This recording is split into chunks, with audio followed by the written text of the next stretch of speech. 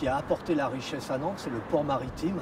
Quand je regarde ce port, je revois depuis le balcon de l'immeuble du quai de la Fosse de ma tante, j'y revois toute l'activité maritime avec ces marins qui grouillaient dans Nantes avec leurs pompons que les filles adoraient aller toucher. Oui, c'est une réalité, ça c'est du vécu. Tous les pays étaient présents avec les agrumes, les bateaux qui venaient du bout du monde. J'ai rencontré Paul à l'époque, il était responsable du comité local nantais. Il m'a dit de venir un soir à une réunion du comité local nantais. Et puis voilà, l'aventure a démarré et puis ça fait 15 ans que ça dure, quoi. Aujourd'hui, il n'y a plus d'activité maritime, vraiment d'activité maritime. Les quais sont vides, il n'y a plus de bateaux accrochés. On est dans une métropole et les métropoles sont en pleine reconversion en Europe. Et beaucoup d'anciens ports européens sont en pleine reconversion. Et là, on peut parler d'avenir. C'est-à-dire que la Bretagne, c'est aussi des villes. C'est Brest, c'est Rennes, c'est Nantes. Et ce sont ces métropoles qui vont engager l'avenir de la Bretagne au travers de leurs universités. Donc de la capacité d'innovation, d'adaptation au monde. Et je pense que ça passe par ces grandes métropoles. Alors un moment de bascule, je pense qu'il y en a eu un à l'Assemblée Générale de Redon, quand Paul s'est proposé pour être président. Bretagne Réunie, c'est une association qui fédère, dans le sens où la question de la réunification est unanimement ou quasiment unanimement partagée par les différents partis ou autres associations bretonnes. C'est un petit peu l'association dans laquelle on peut se retrouver, quel que soit notre point de vue, notre appartenance politique, notre engagement par ailleurs dans les autres associations.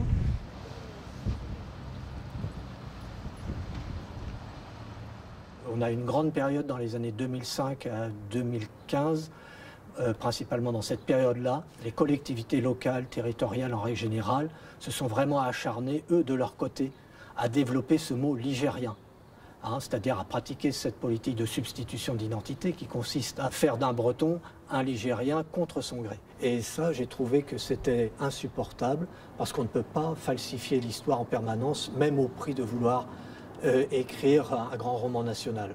On doit respecter les peuples de France et c'est surtout ça qui m'a déterminé dans mon engagement. C'est qu'on respecte les individus avec leur identité, c'est-à-dire avec leur patrimoine matériel, mais aussi avec leur patrimoine immatériel.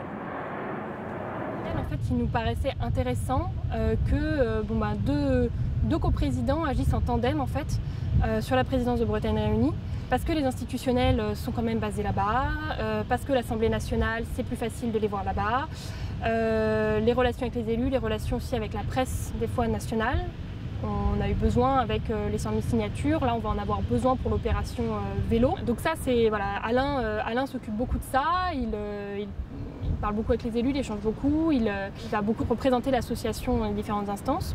Paul le fait également au niveau local. On pense qu'aujourd'hui la démocratie c'est aussi un peu l'ouverture vers d'autres organisations que celles qu'on connaît couramment, quoi. Il vaut mieux prendre une décision à deux. Alors sûr, on pourrait la prendre à 4, 5, 6, mais à un moment, il faut un chiffre. Mais être seul, c'est trop personnel. Donc à deux, c'est mieux.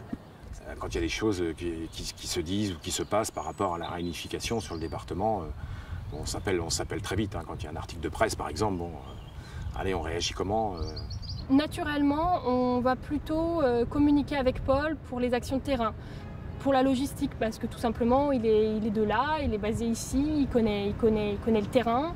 Ça fait 15 ans qu'il est dedans, ça fait 15 ans qu'il est à fond dans la réunification, et il varie pas d'un iota sur ses pensées, et puis c'est quelqu'un qui sait gérer les situations, les hommes, les objectifs.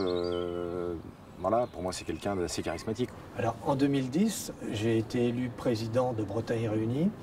Et là, nous avons organisé la fresque humaine, qui était quand même un challenge à tenir, parce que c'était en plein mois de février. On avait remballé à 2 h du matin, il y avait 10 cm d'eau sur le site. On était mais trempés, mais fiers d'être bretons quand même. Il fallait vraiment qu'on s'adresse à la presse nationale de façon à élargir et à faire connaître à l'ensemble des Français, parce qu'on veut que ce soit un projet partagé. Dès lors qu'on propose un projet, qu'on est motivé, qu'on sent qu'on tient quelque chose, il n'est pas du tout clivant, il nous laisse aller, il nous accompagne.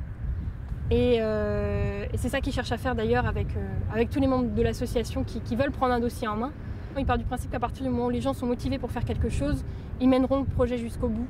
Après la déconfiture du conseil départemental, avec Paul, on s'est dit, mais qu'est-ce qu'on fait maintenant? Maintenant qu'on s'est fait avoir et là on s'est dit, mais on n'a qu'à emmener les pétitions au gouvernement en tant qu'affaire. C'est parti sur une boutade tous les deux, et puis après on a creusé un petit peu, on s'est dit, ouais, pourquoi pas, ouais, ça pourrait...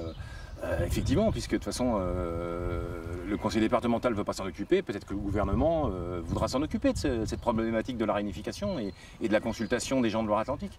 Donc allons-y. Il fallait porter cette pétition et montrer qu'il y avait des demandes, et il y avait des demandes explicites auprès du gouvernement pour que celui-ci organise une consultation sur la nécessité ou non de réunifier la Bretagne. Il y a une attente des adhérents aussi derrière, des militants de l'association qui nous attendent au tournant, qui nous disent qu'est-ce que vous faites, on a collecté tout ça pendant 2 ans, on y a passé des heures, qu'est-ce qu'on fait maintenant? Donc là on monte à Paris, voilà, dans tous les sens du terme, on change de niveau et on va déposer ces pétitions au gouvernement.